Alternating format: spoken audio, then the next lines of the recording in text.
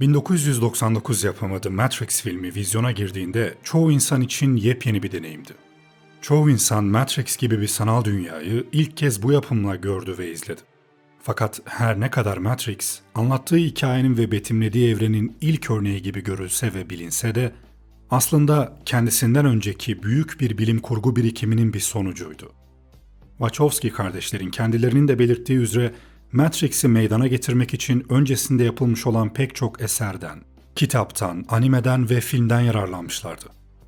Bu videomda 99 yılında devrim yaratan The Matrix filminin meydana getirilmesinden önce ilham alınan yapımlardan, eserlerden ve Matrix'in anlattığı hikayeyle örtüşen diğer unsurlardan bahsedeceğim.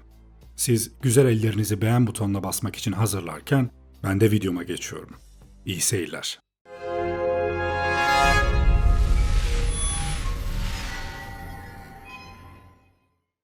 Şu anda 2024 yılında yaşıyoruz. Matrix'in ilk filmi vizyona girdiğinde 1999 yılıydı. Yani Matrix'in ilk filmi yayınlanalı tam çeyrek asır olmuş. 99 yılı size çok eski bir tarih gibi geldi şu an değil mi?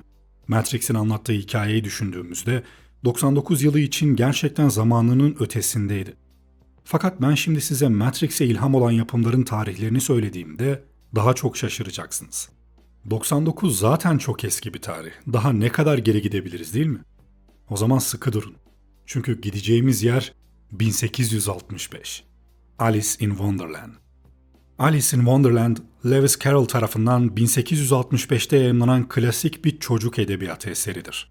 Hikaye, genç kız Alice'in bir tavşan deliğinden düştükten sonra kendisini fantastik ve mantık dışı olayların yaşandığı harikalar diyarında bulmasıyla başlar. Carroll bu eserde absürtizm, mantık oyunları ve kelime oyunlarından yararlanarak okuyucuların gerçeklik algısını sorgulamalarını sağlıyor ve yetişkinlerin dünyasının kurallarına meydan okuyor. Alice Harikalar Diyarı'nda aynı zamanda çocuklar ve yetişkinler için derinlemesine sembolizm, metaforlar ve felsefi göndermeler içeren çok katmanlı bir eser. Eser popüler kültürde defalarca yeniden yorumlanmış, sayısız film, tiyatro oyunu, çizgi film ve kitaba ilham kaynağı olmuştur. Alice'in maceraları, gerçeklik, kimlik, zaman ve varoluş üzerine düşünmeye teşvik eden evrensel temalarıyla tüm zamanların en sevilen ve etkili edebi çalışmalarından biri olarak kabul edilir. Alice in Wonderland ve Matrix arasındaki ilişki her iki eserde de karakterlerin gerçeküstü dünyalara yolculuk etmeleri ve gerçeklik algılarının sorgulanması üzerine kurulu. Alice in Wonderland'de Alice'in tavşan deliğinden düşerek harikalar diyarına gelişi, Matrix'te Neo'nun gerçek dünyayı keşfetmek için tavşanı takip etmesi ve gerçekliğin peşinden gitmesiyle paralellik gösteriyor. Her iki hikayede kahramanlarının bilinen dünyanın ötesine geçiş yaparak kendilerini ve çevrelerini yeniden keşfetmelerini anlatır. Zaten Matrix serisi Alice'e bolca gönderme yapan sahneler barındırıyor. 1932 Aldous Huxley Cesur Yeni Dünya. Brave New World yani Cesur Yeni Dünya, Aldous Huxley tarafından 1932 yılında yayımlanan bir distopik romandır. Roman, teknolojinin ve bilimsel ilerlemenin aşırıya kaçtığı, bireyselliğin ve insan özgürlüğünün büyük ölçüde yok edildiği bir gelecekte geçiyor. Huxley bu eserinde genetik mühendisliği, sürekli mutluluk arayışı ve devlet kontrolü gibi temaları işleyerek toplumun bu yolda ilerlemesi durumunda karşılaşabileceği tehlikeli ve etik sorunları ortaya koyuyor. Romanın geçtiği dünya devleti adında tek bir hükümet tarafından yönetiliyor ve insanlar genetik olarak belirlenen sınıflara ayrılmış durumda. Alfa, beta, gamma, delta ve epsilon. Her sınıf belirli işler için özel olarak tasarlanmış ve yetiştirilmiş. Bireylerin kişisel mutluluğu Soma adında bir örtücü kullanımı ve sürekli eğlenceyle sağlanıyor. Buna karşılık bireysel düşünce, eleştirel sorgulama ve duygusal derinlik büyük ölçüde bastırılıyor. Cesur Yeni Dünya, toplumsal kontrol, özgürlük, mutluluk ve insan doğasının temel yönleri üzerine derin sorular sorar. Huxley bu eserinde teknolojik ilerlemenin insanlık üzerindeki potansiyel etkilerini sorguluyor ve okuyucuyu ideal bir toplumun gerçekte nasıl görünmesi gerektiği üzerine düşünmeye teşvik ediyor. Roman, 20. yüzyılın en önemli ve etkili distopik eserlerinden biri olarak kabul ediliyor ve günümüzde bile güncelliğini ve önemini hala koruyor.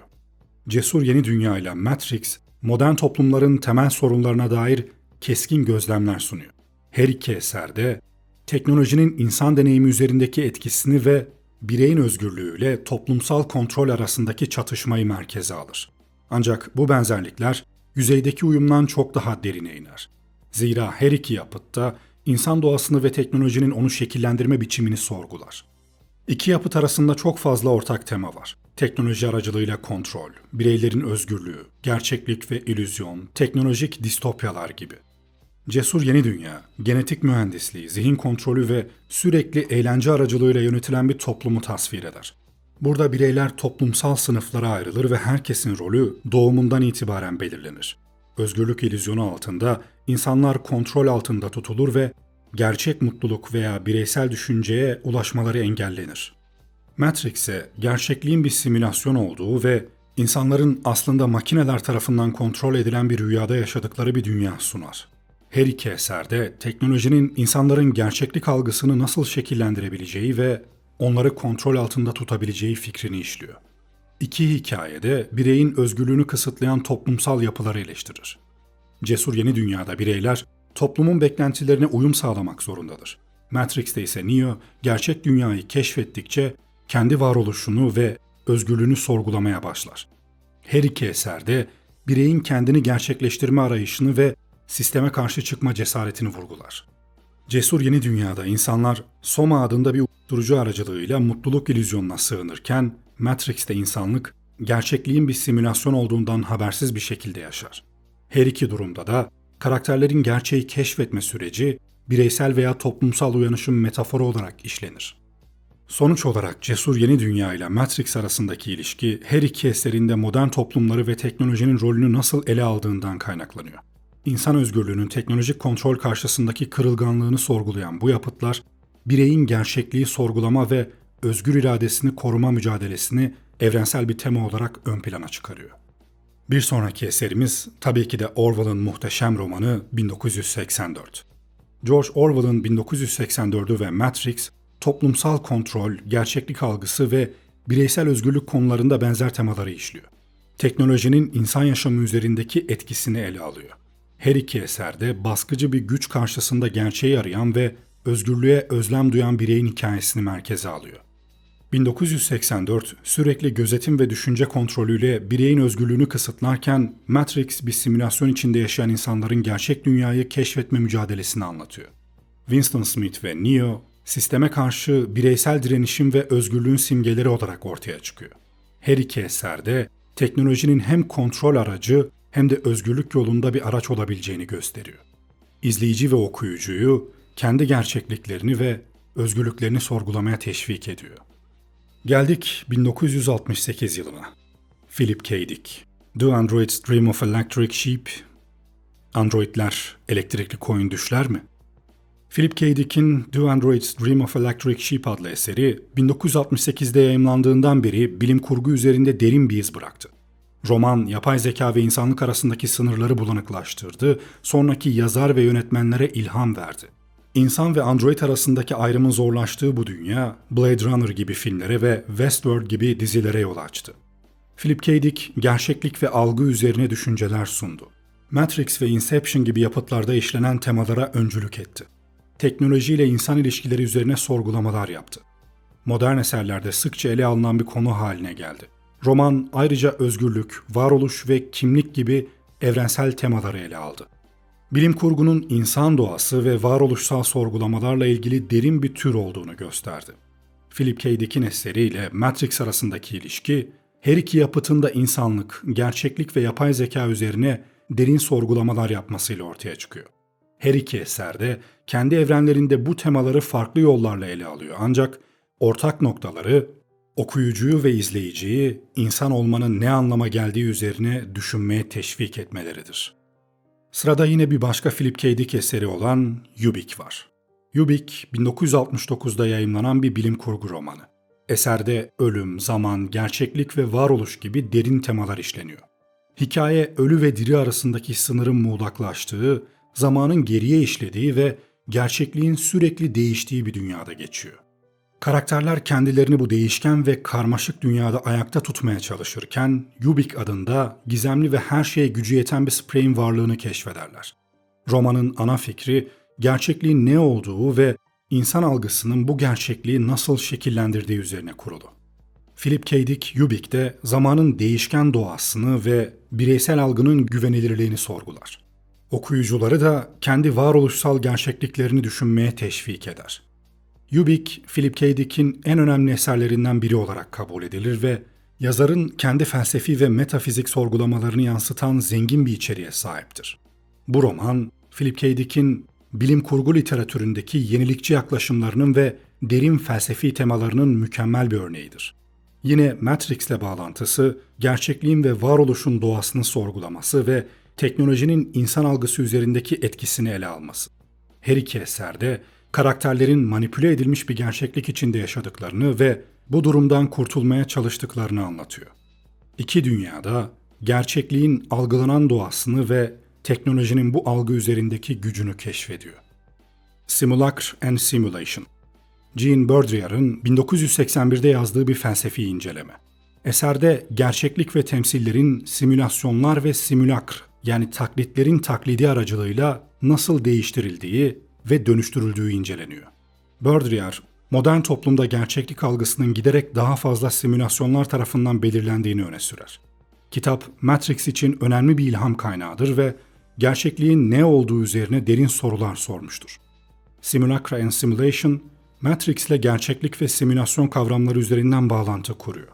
Eserdeki simülasyonlarla belirlenen gerçeklik algısı fikri, Matrix'teki sanal dünyada yaşayan insanların gerçeği sorgulamasına ilham veriyor. Her iki yapıtta algılanan gerçekliğin doğasını ve bu gerçekliğin nasıl manipüle edilebileceğini keşfediyor. Simulacre and Simulation tıpkı Alice gibi Matrix'te doğrudan referansları olan eserlerdendir. Neuromancer, William Gibson'ın 1984'te yazdığı bir bilim kurgu romanıdır ve siberpunk türünün öncülerinden biri olarak kabul ediliyor. Roman, beyin siber uzay bağlantısını kaybettikten sonra eski yeteneklerine kavuşmaya çalışan bir hacker olan Case'in etrafında dönüyor. Yapay zeka, siber uzay ve insan-makine etkileşimleri gibi konulara odaklanıyor. Neuromancer'la Matrix, sanal dünyalar ve gerçeklik algısı üzerine odaklanıyor. İki eserde teknolojinin insan deneyimini nasıl değiştirebileceğini ve bireylerin sanal ortamlarda özgürlük arayışlarını sorguluyor. Neuromancer'daki siber uzayın keşfi ve hacker kültürü, Matrix'teki sanal gerçeklik içinde yaşayan toplum ve bireylerin mücadelesine paralellikler gösteriyor. Her ikisi de yapay zekanın insanlık üzerindeki etkileri ve teknolojinin etik boyutları üzerine düşündürüyor. Böylece Neuromancer, Matrix'in zeminini hazırlayan kritik bir yapıt olarak öne çıkıyor. Evet, Matrix'e ilham olan ve anlattığı hikayeyle benzerlik gösteren daha pek çok kitap var. Fakat en önemli olanlar bu anlattıklarımdı. Şimdi gelelim filmlere. Matrix'e ilham olabilecek filmlerin sayısı bir hayli fazladır. Benzer unsurlar barındıran filmleri listeleyecek olsam liste epey bir uzar. O yüzden sadece doğrudan Matrix'le bağlantısı olan yapımları ekledim listeye. Bunlardan ilki 1988 yapımı Akira. Akira, Katsuhiro Otomo tarafından yönetilen ve 1988'de yayımlanan bir Japon anime filmi. Film, Otomo'nun aynı adlı manga serisine dayanıyor ve 2019'da Neo Tokyo olarak bilinen distopik bir gelecekte geçiyor. Akira, görsel olarak çığır açan animasyonu, karmaşık karakter gelişimi ve derin sosyal ve politik temalarıyla bilim kurgu ve anime türlerinde bir kilometre taşı olarak kabul edilir. Film, teknolojinin etkileri, gençlik kültürü, hükümet korkusu ve bireysel gücün doğası gibi konuları işlerken, aynı zamanda inanılmaz aksiyon sahneleri ve unutulmaz görsel efektler sunuyor. Akira, dünya çapında bir kült klasik haline gelmiş ve modern bilim kurgu sineması üzerinde büyük bir etkiye sahip olmuştur.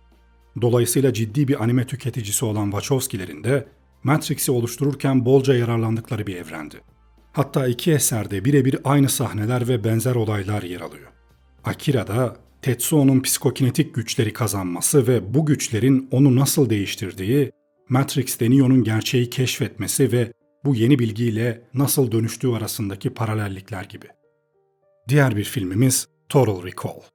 Total Recall, 1990 yılında yayınlanan yine Philip K. Dick'in We Can Remember It For You Wholesale adlı kısa hikayesinden uyarlanan bir bilim kurgu filmi. Film, gerçeklik ve yapay anılar arasındaki sınır konusunda kafa karıştıran bir hikayeye sahip. Aksiyon, macera ve derin felsefi soruları birleştiren dinamik bir hikaye. Total Recall'la Matrix arasındaki benzerlik had safhada. Bakın zaten Philip K. Dick'in hikayesinden uyarlanmış. Başrolünde kim var? Arnold Schwarzenegger. Arnold başka hangi filmde başrol? Terminator.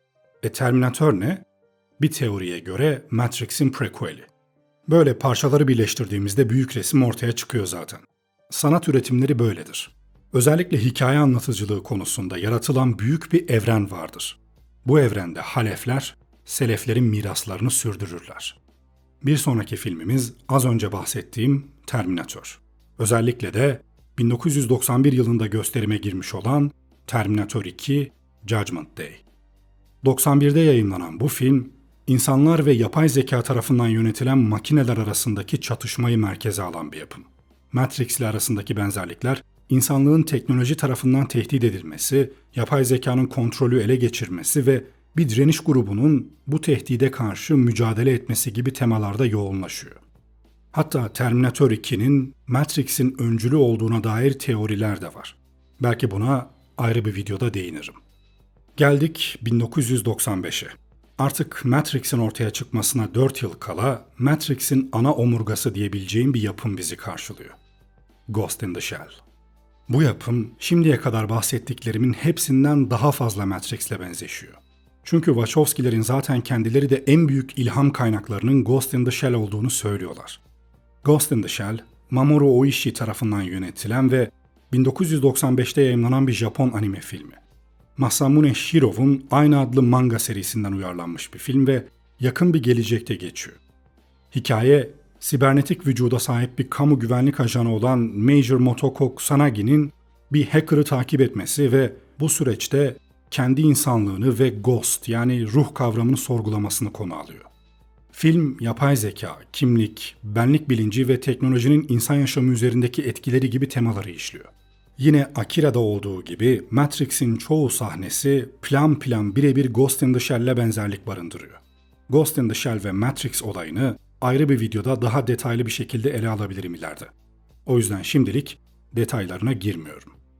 Bunların dışında Dark City, The 13th Floor gibi daha pek çok filmlerden de bahsedilebilir. Fakat o filmlerin saydıklarım kadar doğrudan bir ilgisi olduğunu söyleyemem Matrix'le. Evet, bir videomun daha sonuna geldik. Video hoşunuza gittiyse ve daha fazla Matrix videosu izlemek istiyorsanız videoyu beğenmeyi veya yorum yapmayı unutmayın. Ben Shock Voice. Bir sonraki videomda görüşmek üzere. Kendinize iyi bakın, hoşça kalın.